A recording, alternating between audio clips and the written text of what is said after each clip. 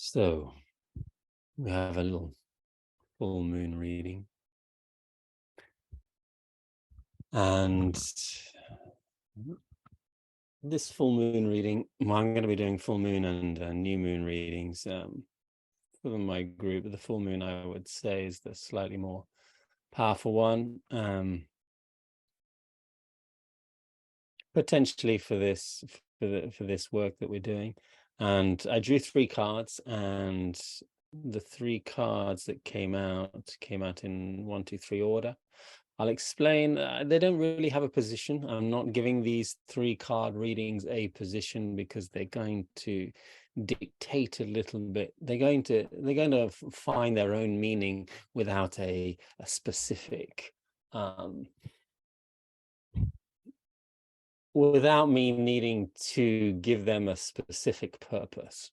The first card, however, is the card which is the more important one, and it's the full moon. I just pulled these cards just about 20 minutes ago or something, and yeah, look what came up. So the moon card comes up on the full moon. This is not the first time, as you can imagine. I've been doing this for 20 years. This is not the first time that the moon card has come up on the full moon, but it does have a powerful, ominous type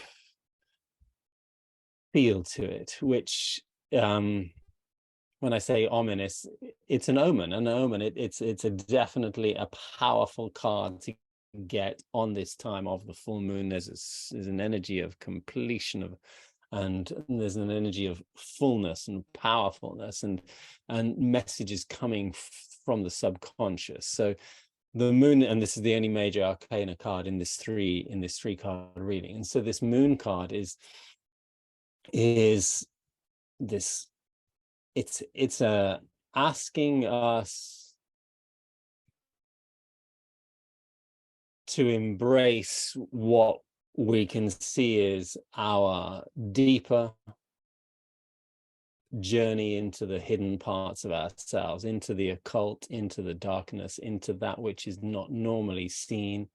The 3 figures here are just 3 different animals representing different stages of evolution, because this is a card of recognizing what we've drawn, what we bring with us from our past, recognizing what has formed our subconscious truth.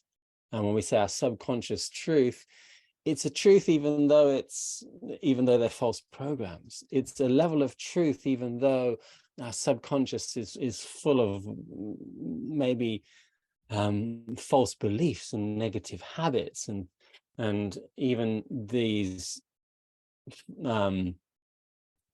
false idea about who we are. This falseness is nevertheless a truth, and it's a truth that needs to be visited. Now, this is something that seems like a contradiction when we're talking about false truths.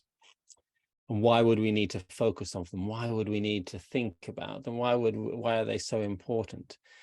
The thing is, unless we shine a light into the darkness of what is not real, we can't understand what is real. And sometimes it's shining a light upon the shadow, and there's my shadow in the back, and this is the perfect card for sure, shadow work. And it's sometimes shining a light on our shadow, that the shadow then disappears. And then we ask ourselves, so what is the shadow? The shadow, in a way, is like a hidden part of ourself, or a false part of ourself, or it's a bunch of who we are and a bunch of our subconscious reality that is just a different perspective, a different fraction, or a different aspect, or in a different, more foundational part of who we are, and I use that word foundational, even though it's probably not a word, because the subconscious is the base or the foundation of what our consciousness is. So what we think we are aware of in our day-to-day life is just a fraction of what we are in the subconscious world, and the subconscious world is just a fraction of who we are in the world of light, or in the universe as light beings. And so we have this light shining in the darkness of this or shining on the moon and reflecting through the subconscious, a fractured aspect of our truth. The light is a reflection, so that reflection itself is not the light, but it is an aspect of the light. It is a mirror of the light, and our subconscious is a mirrored version of who we are, and then it bounces onto our being, and the light is coming and shining on me, and we can see ourselves reflected, our false selves reflected from the moon, and we can see our true self reflected from the moon. And both of these truths are important to see, because sometimes we will only understand who we are by learning to drop and to let go of who we are not. And we can't understand who we're not without looking at it and saying, oh, look at this truth that I am holding on to, that I have made true for me. If we deny the truth, we're going to be in denial a lot of the time, and we'll be creating more shadow and more darkness. If we choose to see the truths that we've made up, and the truths that have been made up for us, the truths that come through our past conditioning and come and that are kind of built on the foundations of the material life that we call ourselves a part of, and these physical bodies that we have. If we investigate this, if we look deeper into this subconscious and collective consciousness, because here there's an energy of collectiveness, and what that means is that we all come from the same source, and that same source, which we can call light, then is bounced off the subconscious, we can call it, and it comes filtering down into matter. And on that journey, as it filters down, as it refracts down into matter, it becomes diverse in nature, and yet the source is the same. And if we go back to source, we are all the same. And the further we go back to source, we're more and more the same.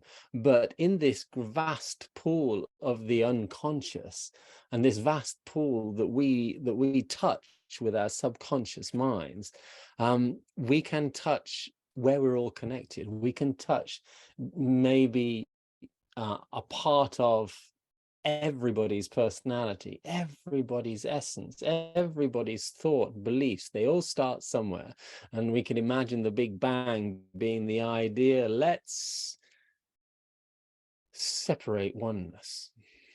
Or let's not even separate oneness, because there's no we to separate oneness. So it's just the idea, separation, bang.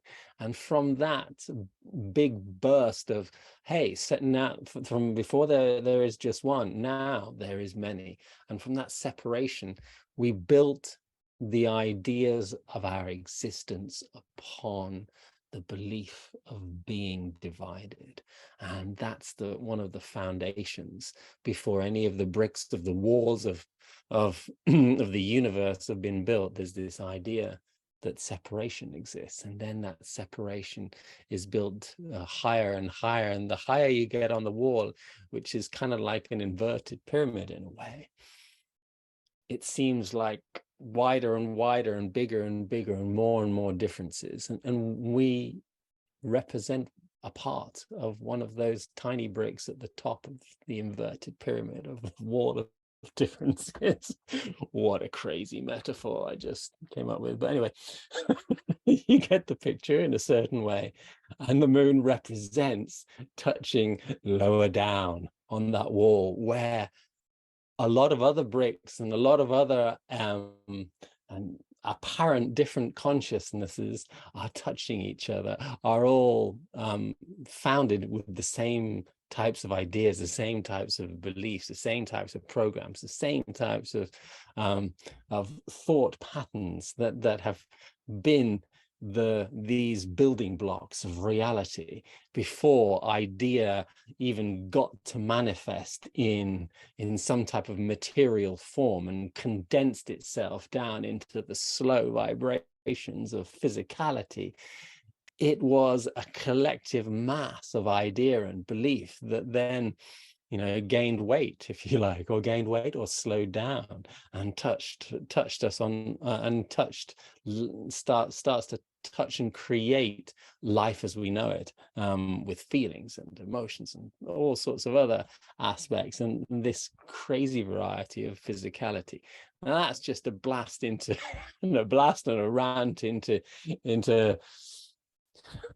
one version of the universe and what's created here. And this moon asks us to go back in time and take a look, but this is just diving into our own subconscious and having a clear look at that, and having a very focused, attentive and conscious awareness of who we are on the inside. The moon represents our past, what we bring with us into this life, and that in astrology at least. And so there's this kind of mother nature that passes down to us, you know, this inherited past that's passed down to us. But the beautiful part of this card, not just these yods, which are these flecks of divinity which are falling out of the moon, but there's this path that goes up into the distance, into the mountain beyond, because inside of ourselves, in our subconscious self, there is gold, and there is the path to the pot of gold, or to the sun, which is our deeper truth. And it's just a metaphor for finding the richness inside of ourselves, and that richness will require us to unveil what is hidden. It requires us to look at what the occult nature of who we are really is. It will require us to take off our masks. It will ask us to look at the shadow aspects of ourselves and do the shadow work. And that's why nobody really likes the moon, because it, or at least the moon card in the traditional way of reading it in the tarot, is like, oh, it's dark stuff, oh, it's illusions, and you know, yeah, there's that nature to it, because when you look into the shadow, you'll see the illusion of life. You'll see the illusion of life that is this world. You'll start seeing and connecting with darker parts of yourself that you have hidden. Why? Because you're looking at what is not normally looked at, and you're choosing to see what is not normally seen, and you're daring to go into a darker space which normally you would run away from. And yet that's not the message for this lunar cycle, for this stage of our lives. I mean, if anybody's daring and courageous enough to jump into the moon of themselves, then they'll find something rich and powerful. And it means looking at the world and seeing these collective patterns that we all have, and these collective stories that we pass down, and how different one family seems from the next, and how in reality we're all the same, no matter what language, no matter what culture we come from. We are a million times more alike in who we are than we are different. And we forget to see that. We forget to understand that. Just as we have separated and divided different parts of ourselves, we do the same in the world by making those divisions. The moon will remind us how connected we are, remind us about these collective thoughts and ideas, where we all come from, and how similar they all are. Now, the next two cards are these two. They both came up the right way, no reverse cards, which is kind of powerful too in its own way. We have the King of Swords and the Four of Wands. Very strong message. We're going to relate this back to moon. We're not going to talk so much about these two cards, but But the king is the king of clarity and knowledge and understanding. And he's so powerful in his eloquent ability to vocalize his thoughts. Here, this is me trying to embody the king. And he, yeah, because he'd love to use big words, this guy. Here's that part of us which is very clear and focused about what our truth is. And when it relates to the moon, it's saying, he's the part of us that's going to go, okay, let's go inside, let's focus and let's do our shadow work, whatever that means to us. Let's go inside and really focus our attention on finding who we really are, what we're really supposed to be, and that will mean looking at who we're not. Let's take a very clear and direct focus at that part of ourselves. Now, normally it would be the queen that's going inside with her thoughts, yeah, but here we've got this king that's connected to the moon, which is a little bit more feminine, and that's why the queen is more the inner work and related to the moon energy. But here we've got the king, so the king is not just going to say, hey, come on, let's go in, and talking to myself, of course. He's going to be the guy who's going to go out there as well and say, hey, anybody want to come with me and do some shadow work? This is perfect for me in my life right now, because yeah, I'm offering this more to the people. This is just a personal reading, but yes, jump on my personal reading. And this is that part of us that maybe is able to guide us very clearly into our own subconscious, to find the gems of wisdom, to find our truth within, and to find, all that we're looking for, to find this deeper clarity and understanding about how to live our lives and what to do with this crazy body in this mad world, and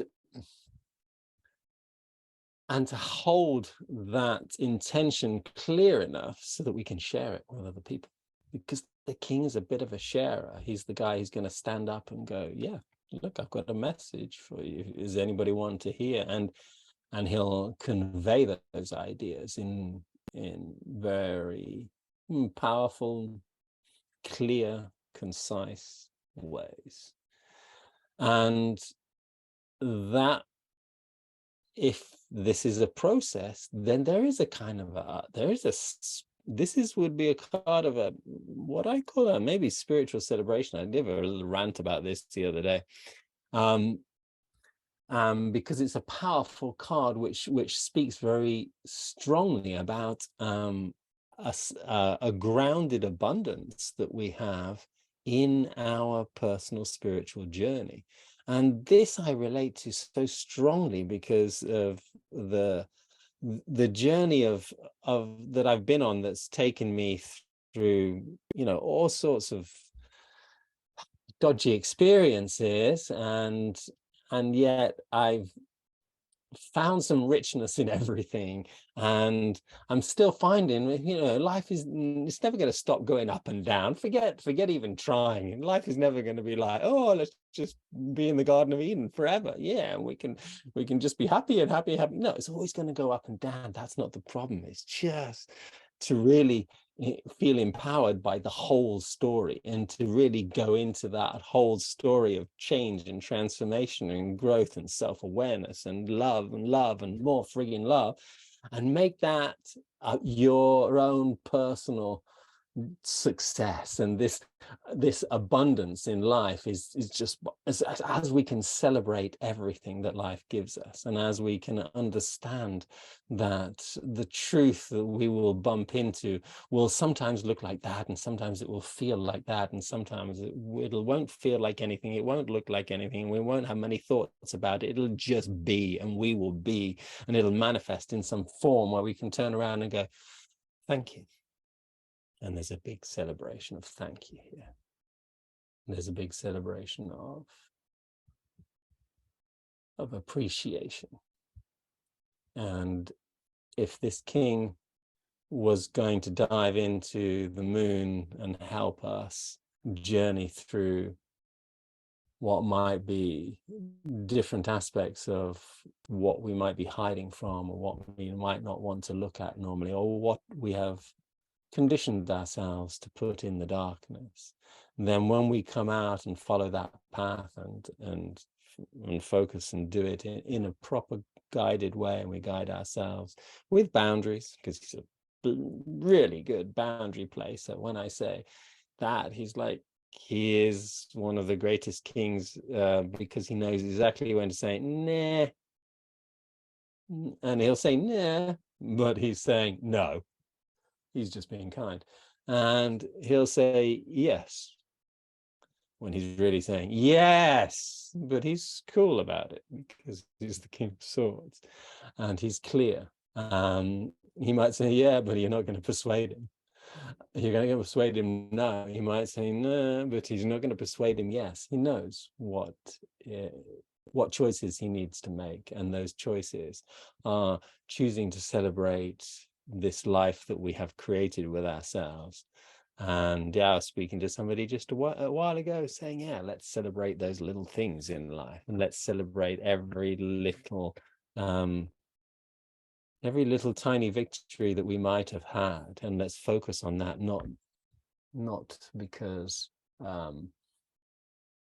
it's more important than our failures, but because we overlook them, we bypass them, and we forget about the rich nature of this life and what we have actually managed to ground in our consciousness, the changes, the transformations, and the creativity that we've brought into our lives and called into our lives up to now. There's going to be many more steps taking it further, but just because we can see what it could be, it doesn't mean we don't have to celebrate where we are. And that is a little full moon reading. Have a wonderful few weeks until the new moon. I'll be doing another reading, and yeah, I hope you enjoyed this, and I hope it touched you and served you in some way. But yeah, lots of love from my heart. Click all the like and subscribe and comment buttons and all that stuff, and all the best to you.